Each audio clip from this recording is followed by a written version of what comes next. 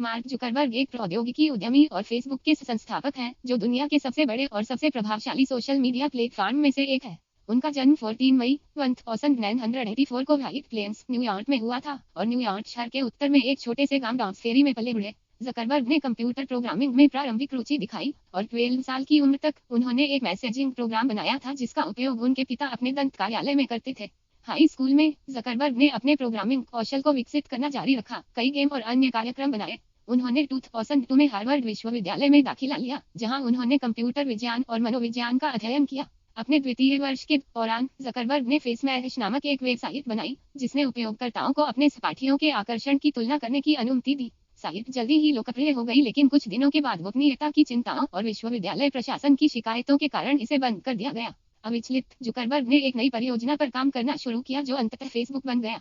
उन्होंने साथ ही हार्वर्ड छात्रों Eduardo Saverin, Andrew McCollum, Dustin Moskovitz और क्रिस ह्यूजेस के साथ मिलकर एक सोशल नेटवर्किंग साइट बनाई जो उपयोगकर्ताओं को दोस्तों के साथ जुड़ने और ऑनलाइन जानकारी साझा करने की अनुमति देगी।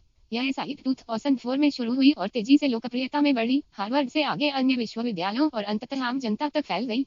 जैसे जैसे फेसबुक का विकास हुआ, जुकरबर्ग कंपनी का सार्वजनिक चेहरा बन गए, जो अपनी युवा ऊर्जा और महत्वाकांक्षा के लिए जाने जाते थे।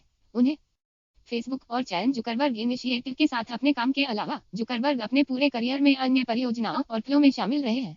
वह आव्रजन सुधार के मुखर समर्थक रहे हैं, नीतियों का समर्थन करते रहे हैं जो अत्यधिक कुशल श्रमिकों के लिए संयुक्त राज्य अमेरिका में आना आसान बना देंगे। वह बच्चों के लिए शैक्षिक परिणामों में सुधार के लिए चार्टर स्कूलों और अन्य कार्यक्रमों के निर्माण का समर्थन करते हुए शिक्षा फिल्मों में भी शामिल रहे हैं। जुकरबर्ग ने फेसबुक के बाहर अन्य उद्यमशीलता उपक्रमों को भी आगे बढ़ाया है। 2012 में उन्होंने लॉन्च किया, जिसका उद्देश्य विकासशील देशों में लोगों तक इंटरनेट की पहुंच बनाना था। परियोजना को बाद में फ्री बेसिक्स का नाम दिया गया और नेट तटस्थता सिद्धांतों का उल्लंघन करने और विकासशील देशों में दूरसंचार कंपनियों के साथ भागीदारी करने के तरीके के लिए आलोचना का सामना करना पड़ा। हाल के वर्षों में जकरबर्ग राजनीतिक क्षेत्र में अधिक शामिल हो गए हैं, गोपनीयता और डेटा सुरक्षा से संबंधित मुद्दों पर कांग्रेस के सामने गवाही दे रहे हैं और सोशल मीडिया प्लेटफॉर्म के अधिक विनियमन की वकालत कर रहे हैं।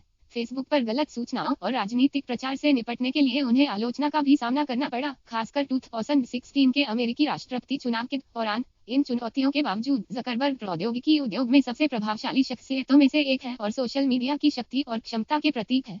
फेसबुक के साथ अपने काम, चैन जुकरबर्ग इनिशिएटिव और अन्य फिल्मों के माध्यम से उन्होंने दिखाया है कि इंटरनेट और सोशल मीडिया लोगों को जोड़ने और दुनिया में सकारात्मक बदलाव को बढ़ावा देने के लिए शक्तिशाली उपकरण हो सकते हैं।